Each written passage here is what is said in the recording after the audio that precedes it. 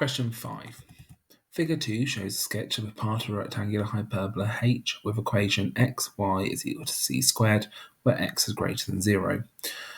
We know that where c is also a positive constant. The point P, which is CT, C over T, lies on H. The line L is tangent to H at the point P. The line L crosses the x-axis at the point A and crosses the y-axis at the point B. The region R, shown shaded in figure 2, is bounded by the x-axis, the y-axis, and the line L. So up to there, pretty much standard information, nothing that we can't either see on the diagram or we don't already know about these types of graphs. So given that the length of OB is twice the length of OA, where O is the origin, and that the area of R is 32, find the exact coordinates of the point P.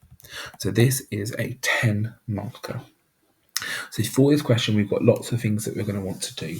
We're told about a tangent. So with that, we're thinking find the gradient, and to find the gradient we know we need to differentiate, so that's going to help us.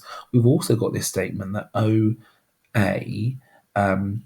when we double it we get OB, so that means that my value of B is twice that of A. We're told the area, we know the area of a triangle, so we can also use that to help us work things out. So let's get started. So we know that xy is equal to c squared. I'm going to rewrite that as y is equal to c squared x to the minus 1. So when I differentiate, I'm going to get minus c squared x to the minus 2. I'm also going to use the fact here that because of this doubling, this double value, I know that for every one step I go across, I go down 2. So I know the gradient of that line, i.e. I know the gradient of the tangent. So the gradient at P is equal to minus 2. So once we've got this, we know that minus 2 is equal to minus c squared x to the minus 2. So taking over that x squared, minus 2x squared is equal to minus c squared. So 2x squared is equal to c squared. But we already know that x from the question is ct. So 2 lots of ct all squared is equal to c squared. I'm just going to bring this working over here so we don't lose our train of thought. So 2c squared t squared is equal to c squared. Divide through by c squared. So we get 2t squared is equal to 1. So t squared is a half. So t is equal to root 2 over 2. Just going to check back up in the question, and we know that x is greater than 0, and because c is a positive constant, that means that t always has to be positive because ct defines the x part, so therefore for x to be greater than 0, c greater than 0, t, we're going to take the positive value as well. So we've now found our value of t. So now we want to try and work out the equation of that line. We can plug in the point ct, c over t. We know what the value of t is, so then from there we should be able to work out the value of c. So let's just think about this triangle for a second. So I've got my right-angled triangle which is formed here. This is a length of A. This is the length of 2A.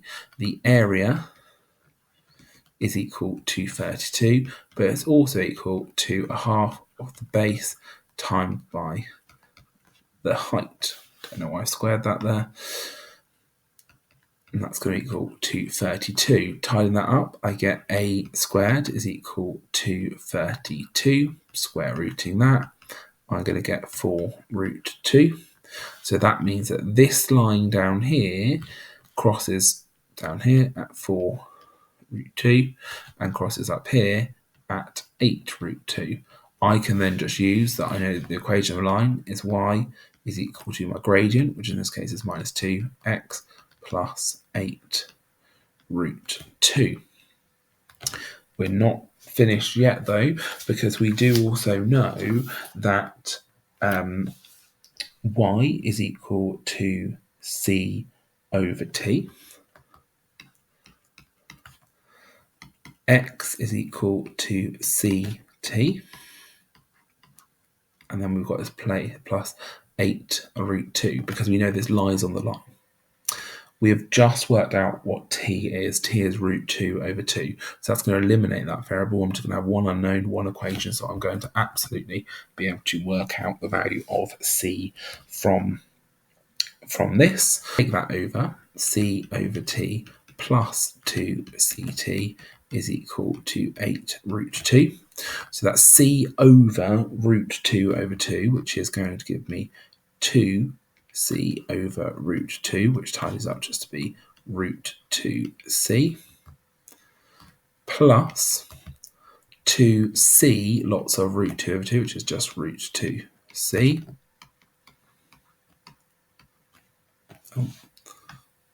Square root should only be over the 2. That's still equal to 8 root 2.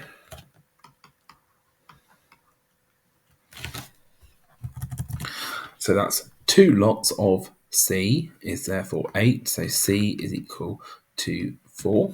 So now I know my value of t. I know my value of c. I know x is equal to ct, which is 4 lots of root 2 over 2, or 2 root 2. I know y is equal to c over t, which is equal to 4 over root 2 over 2, which tidies up to 4 root 2.